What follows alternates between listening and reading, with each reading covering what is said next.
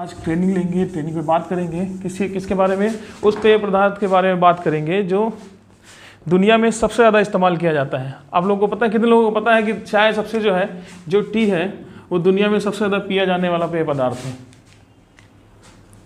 सबसे ज़्यादा चाय पिया जाता है दुनिया में, दूसरे नंबर पे कॉफ़ी पी जाती है, और तीसरे नंबर पे कोई गेस करके बताएगा क्या पिया जाता है दुनिया में सबसे ज़्यादा? तीसरे नंबर में सबसे ज़्यादा पी जाती है अल्कोहल। ठीक है, जो लोग पीते होंगे उन्हें पता होगा। तो आज हम बात करेंगे चाय, जो प्रोडक्ट दुनिया में सबसे ज़्यादा पिया जाता है उसके बारे में।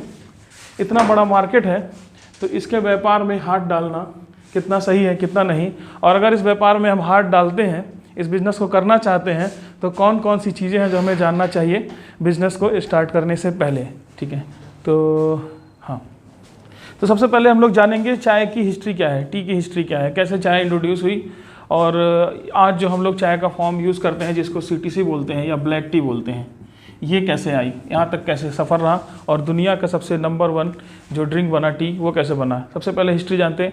चाय की हिस्ट्री जो है वो कंफर्म नहीं है कि हिस्ट्री क्या है चाय की, कैसे ही जाती, लेकिन एक कहानी है इसके पीछे एक स्टोरी है। स्टोरी कही जाती है चाइना आज की डेट में चाय का सबसे बड़ा इन्फ्लुएंसर रहा है। आज भी चाइना में टी का प्रोडक्शन सबसे ज़्यादा है, इंडिया में दूसरे नंबर पे है, चाइना सबसे ज़्यादा टी का प्रोडक्शन है। चाइना में क्या था, एक राजा थे, राजा का नाम था सैन नंग। तो सॉरी, मैं थोड़ा सा सही लिखता हूँ, एक मिनट।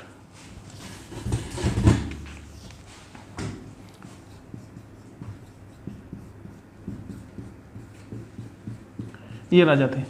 तो राजा एक बार क्या कर रहे थे, राजा एक बार अपने जितने भी इनके जो भी लोग थे उनके साथ में जंगल में बैठे हुए थे, पेड़ के नीचे पानी को बॉयल कर रहे थे। अब पानी को जब ये बॉयल कर रहे थे तो उसमें बॉयल करते हुए पानी में एक लीफ गिर जाती है। उन्हें पता नहीं चलता लीफ कहाँ से आई, बस चाय में पानी में वो लीफ गिर जाती है। उसके बाद जब वो राजा उस पानी को पीते हैं तो उसमें उनका टेस्ट जो है, पानी का जो टेस्ट है वो बहुत अच्छा लगता है, उन्हें पीने में बड़ा मज़ा आता है।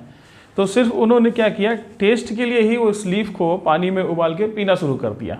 और जब वो रेगुलरली उस लीफ को उबाल के पीने लगे तो उन्हें उसके कुछ बेनिफिट्स नज़र आए। उनको अपने जो स्फूर्ति बोलते हैं हम लोग हिंदी में, है ना, वो उनकी बहुत ज़्यादा होने लगी। उनका कंसंट्रेशन और बहुत सारी चीज़ें, फ्रेशनेस उनको बहुत ज़्यादा महसूस होने लगे, वो डेली पीने लगे। फिर वहाँ से क्या हुआ, चलन चल गया उस लीफ को उबाल करके पीने का। वो लीफ किस पेड़ का था, वो उस लीफ का नाम था कैमेलिया सिनेंसिस। ठीक है, कैमेलिया सिनेंसिस, यही वो पौधा है जो उसमें यही वो पौधा है जिसकी पत्ती जो है राजा के उस कटोरे में गिर गई थी। फिर यही जो है कैमेलिया सिनेंसिस, इसी पौधे की लीफ से आजकल जो हमें चाय मिलती है, चाहे वो हमारी CTC हो, चाहे वो वाइट टी हो, चाहे वो ग्रीन टी हो, चाहे वो ओलोंग टी हो, या कोई भी टी हो, वो जो बनती है वो कैमेलिया सिनेंसिस के अलग अलग पौधे से बनती है। अलग अलग प्रोसेसिंग होता है, अलग अलग प्रोसेस से गुजार करके हम लोग ये सारी चाय पाते हैं। तो ये था कि चाय जो है किस तरह से इंट्रोड्यूस है ह्यूमन बींग्स में, कैसे हमें पता चला कि दुनिया में चाय नाम का भी कुछ है ना। अब बात होती है इंडिया में कैसे आई। इंडिया में चाय सबसे पहले जो आई थी वो स्मगल होके आई थी। मतलब इंडिया में चाय बेचना पीना गैर कानूनी था, और उस समय शासन हुआ करता था ब्रिटिश गवर्नमेंट का। ब्रिटिश गवर्नमेंट को भी चाय की पत्ती के बारे में नहीं पता था। तो सबसे पहले इंडिया में चाइना से चाय आई थी, जो आज है दार्जिलिंग जिसको बोलते हैं, वेस्ट बंगाल। ठीक है, वेस्ट बंगाल में दार्जिलिंग में सबसे पहले चाय जो है वो स्मगल होकर के आई थी चाइना से। फिर यहाँ लोगों ने जब इंडिया में चाय पिया तो फिर चाय के क्या हो गए, वो दीवाने हो गए। जब यहाँ दीवाने हो गए चाय के, तो चाय की खपत बढ़ने लगी। फिर ब्रिटिश गवर्नमेंट ने देखा कि अच्छा, चाय भी कोई चीज़ है। फिर ब्रिटिश गवर्नमेंट ने क्या किया, बड़े तौर पे प्लांटेशन वगैरह शुरू किया, और प्लांटेशन स्टार्ट किया दार्जिलिंग के रीजन में, और बाकी आसाम के और डुआर्स के रीजन में। ठीक है, क्योंकि इसमें उनको बिजनेस स्कोप नज़र आया कि चाय में बिजनेस जो है, बिजनेस स्कोप है। ठीक है, तब से इंडिया में जो है चाय जो है बढ़ती लगी। इसके बाद अभी तब क्या होता था, जब चाय इस्तेमाल कैसे करते थे, अभी तक इंडिया में भी चाय आ गई थी, लेकिन चाय का जो आज का जो फॉर्म है जिसको हम लोग बीपी ओएफ, अभी हम आगे बताएंगे कि बीपी क्या होता है, ओएफ क्या होता है, बीओपीएसएम क्या होता है, ये सारी चीज़ें। ठीक है, कोई डाउट वगैरह होगा तो आप लोग पूछते रहिएगा। ठीक है, बीपी क्या है, बीओपीएसएम क्या है, ये सारे फॉर्म तक आज तक कैसे पहुंची। तो 1934 में, नाम मुझे नहीं पता, साइंटिस्ट ही कह लीजिए चाय की दुनिया के, उन्होंने क्या किया, उसके पहले क्या होता था कि चाय की जैसे लीफ है,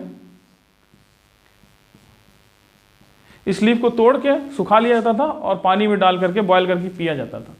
फिर उन्होंने क्या किया, इस लीफ को क्रश कर दिया, लीफ को पीस करके छोटे छोटे कट कर दिए, पार्ट्स में काट दिए, छोटे छोटे पार्ट्स में इस लीफ को काट करके इसको रोल करके,